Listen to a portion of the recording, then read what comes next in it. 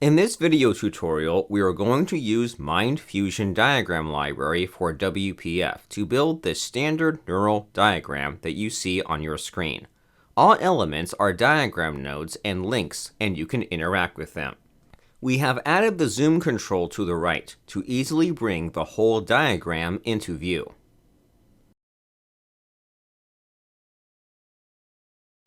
We start with an empty WPF project, which we name Neural Network.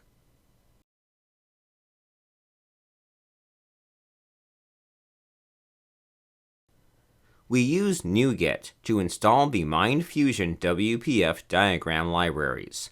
They are updated regularly, so installing them from NuGet means you'll have the latest version.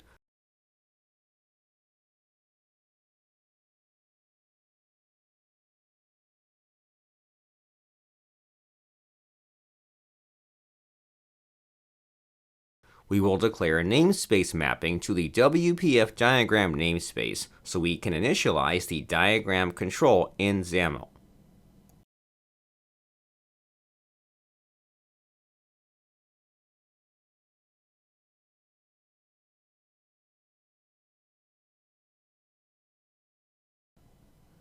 Let's add a scroll viewer to our grid to make sure the content of the app can be scrolled.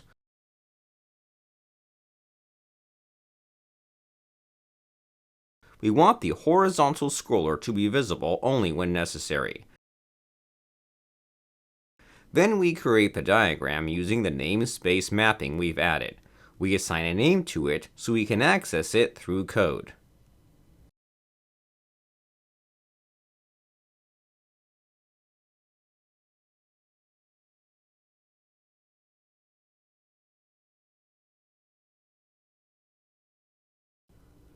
If we run the application now, we should already be able to use some basic flowchart functionality, drawing the default nodes and connecting them.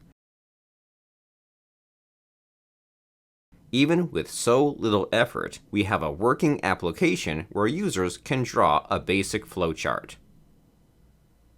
Let's get back for a moment to the final diagram. We start by creating the 5 rectangle nodes to the left. We create a rect that specifies the node's size.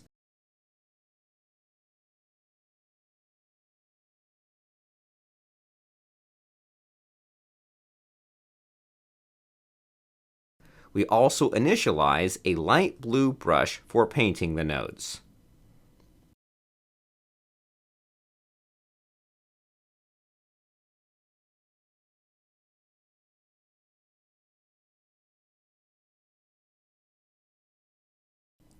Let's set the default shape of the diagram to be a rectangle. It is rounded rectangle now.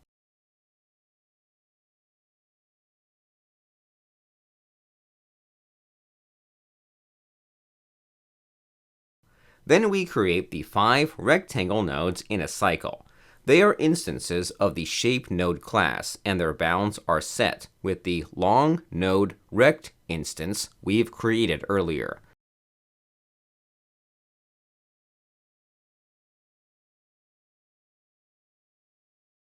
We use the text property to set the label of each node.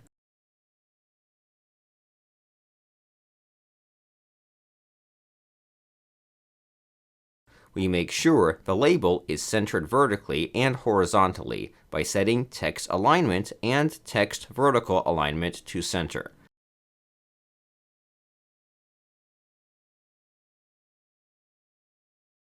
We also give each node an ID, so we can easily search for it if needed.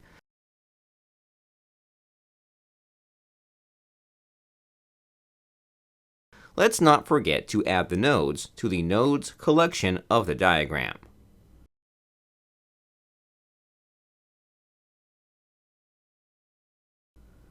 Our nodes are visible. They are rendered on top of each other, which is of no importance because we will apply a layout to arrange them anyway. Let's create now the first column of round nodes. We initialize a rectangle. It is actually a square that will specify their bounds.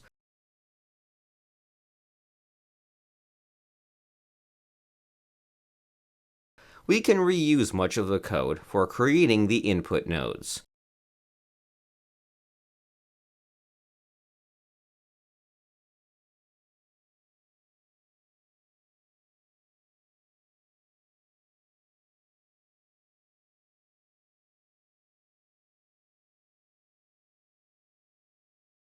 The ID has to be different. We change it to layer 1.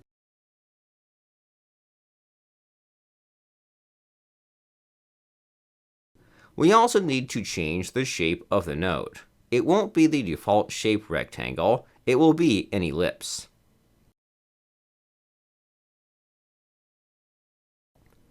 And here we go. The nodes are visible. We are ready to connect them to the input rectangles. Let's create a diagram link instance for each round node in layer 1. We first need to search for the respective input parameter node, which we will do with the findNodeById method. That's why we provide each node with an ID.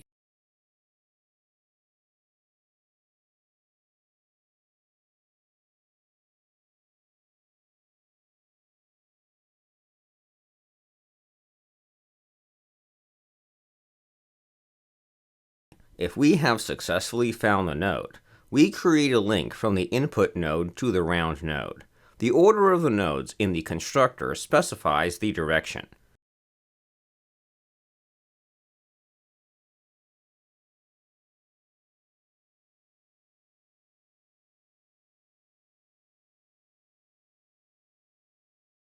We want to customize the arrowhead of this link and make it a triangle filled with a black brush.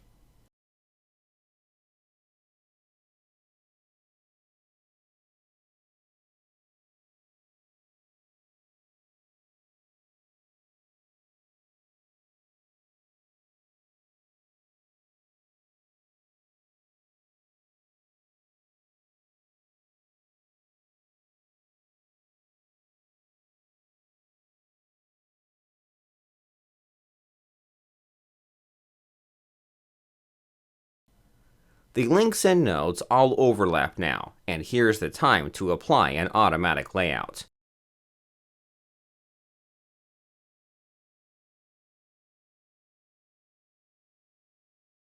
We will use the layered layout. Let's check its members in the online documentation.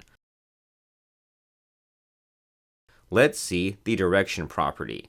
No, it's not what we need. We want to specify that the layout will be horizontal and that's set with orientation.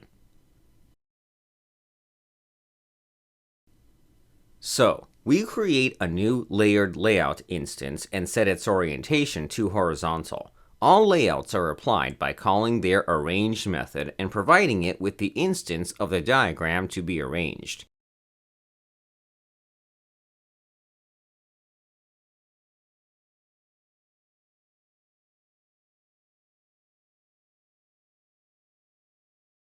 Here are our nodes. They are not arranged under each other yet, but this will happen too, once we add enough nodes and links. The code for creating the second layer of round nodes is identical, so I will paste it. We need to declare a beige brush for the nodes, which we call banana brush.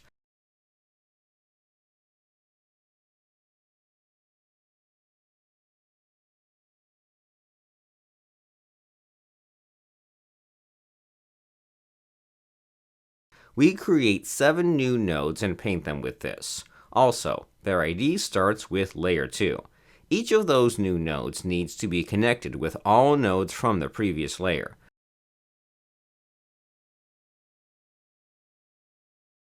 So, for each new node that we create, we search for all nodes from layer 1 and make a connection from the new banana node to all blue nodes. The link direction doesn't really matter here because the links have no heads. We achieve this setting by their head and base shape to none. Now we can see that the layered layout has placed the new nodes and links in horizontal layers.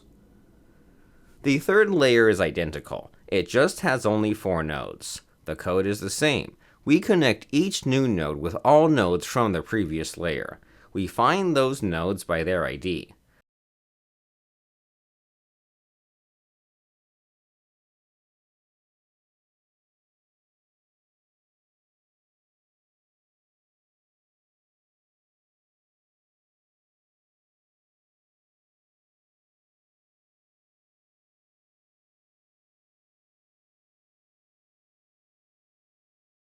What we are left to do now is the last layer, which has just one round node and the rectangle node for the output parameter. Let's declare first a khaki brush for the last round node.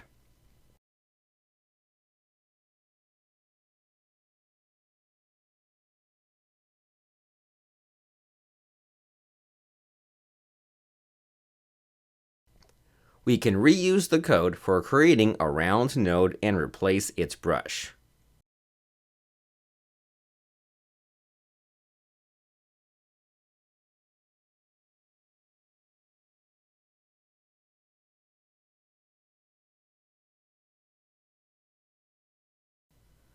We also change its ID.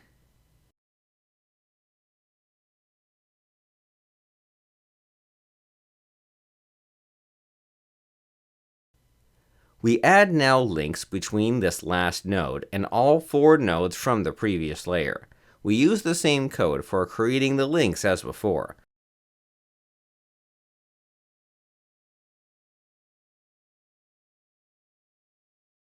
And here we see that the part of the scheme with the round nodes is now ready. Let's create the output rectangle node. The code for it is the same as for the other rectangle nodes. The difference is only in the text and its ID. We create the link between the khaki round nodes and the output parameter node in the same way we've created the links for the other rectangle nodes. For this link, the orientation is important, so we make sure we connect the round node to the rectangle node and we set the arrowhead to be a triangle. Here is our diagram with all nodes in the central part of it ready and neatly arranged with the horizontal layered layout. We are going to add now the 3 long labels on top of the graph that indicate the neural network layers. We declare 2 new variables for the width and height of those nodes.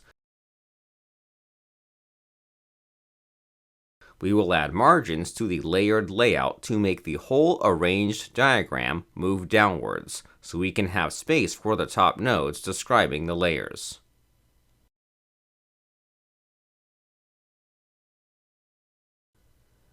We want to create those 3 nodes in a cycle, so we declare 2 new arrays, which we will use in this cycle, one with the brushes and the other with the labels. We create the 3 nodes in a cycle. They use absolute positioning, and we increment the x value of their bounding rectangle with each cycle iteration. The text alignment options are the same as those for the other nodes. It's important to create those nodes after the layout has arranged the rest of the diagram, so that they are not taken into consideration.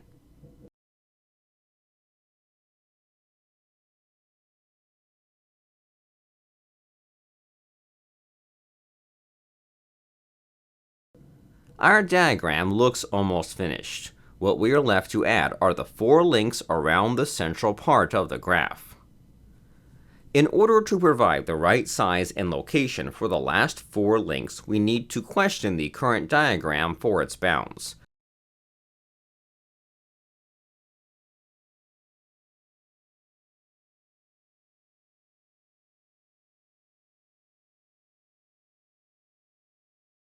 There is a property for that, and we use it to calculate the desired location of the start and end point of the link at the top.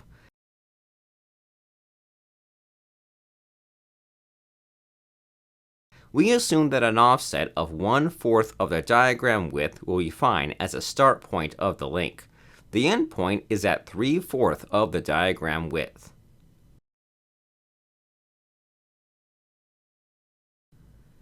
We create now a new diagram link between those 2 points and set its head shape to triangle. We also set the brush for filling this triangle to be dark gray in a thickness of 3 EG. This link will be bigger than the standard links.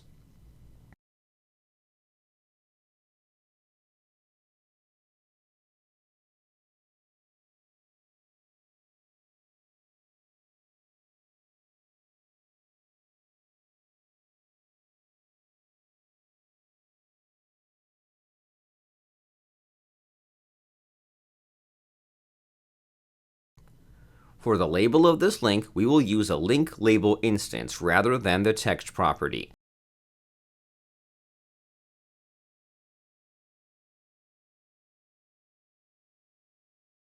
Link labels exposes many properties for customizing the position, alignment, and offset of the text for link.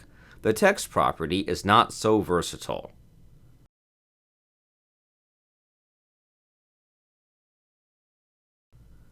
A new link label is returned when you call add label on a diagram link.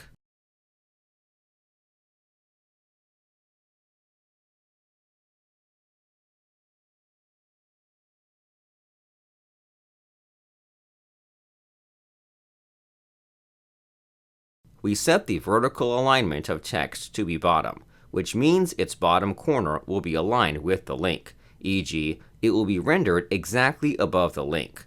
We also specify a margin for the label link to give it some offset from the link.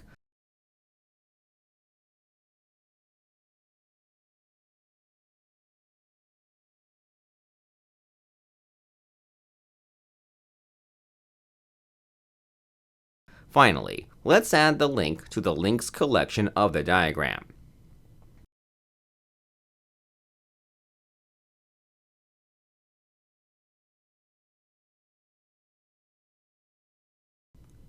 So, our link is exactly at the right location.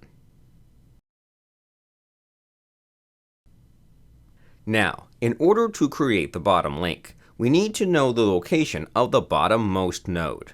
We cannot tell if this is the node with ID layer 26, because the layout has probably placed the nodes in an order that doesn't follow the order they were created.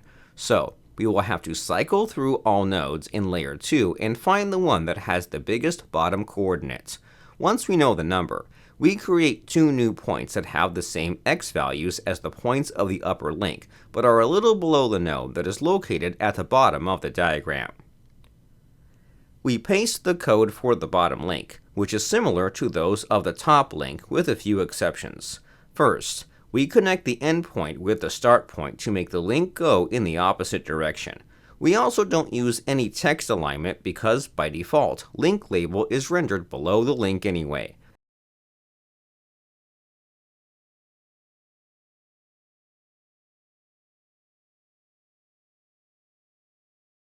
If we run the sample now, we see that the link is rendered exactly as we want.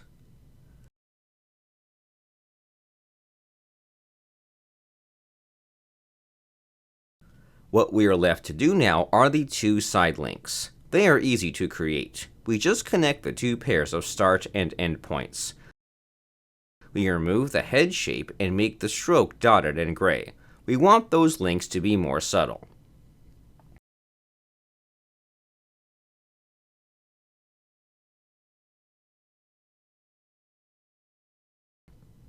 First, let's correct the start and end point of the two horizontal links. They need to be longer and move to the left.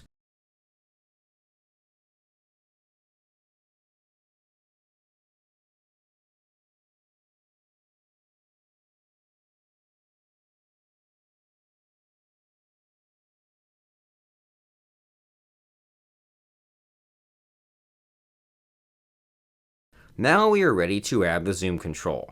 We define a mapping to the common namespace, where the auxiliary controls for the diagram are located.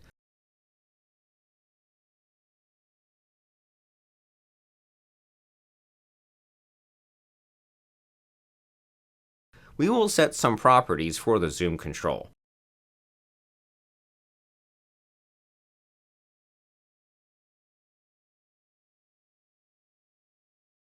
First, we have to bind it to the diagram so it has something to zoom.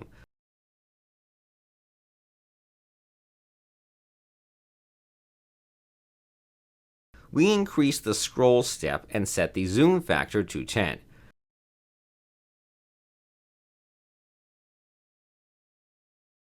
The vertical alignment is top and the horizontal alignment is right. We need to increase its z-index in order to be rendered above the diagram, which is also in the same grid cell.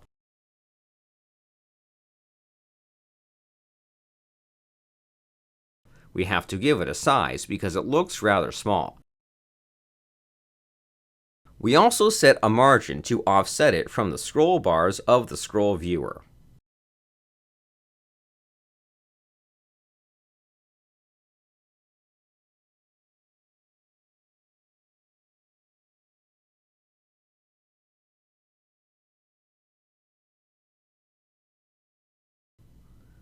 And here is our sample, perfectly ready. With that, we have finished building a neural network scheme using MindFusion diagramming for WPF. Thank you for watching, and thank you for your interest in MindFusion developer tools.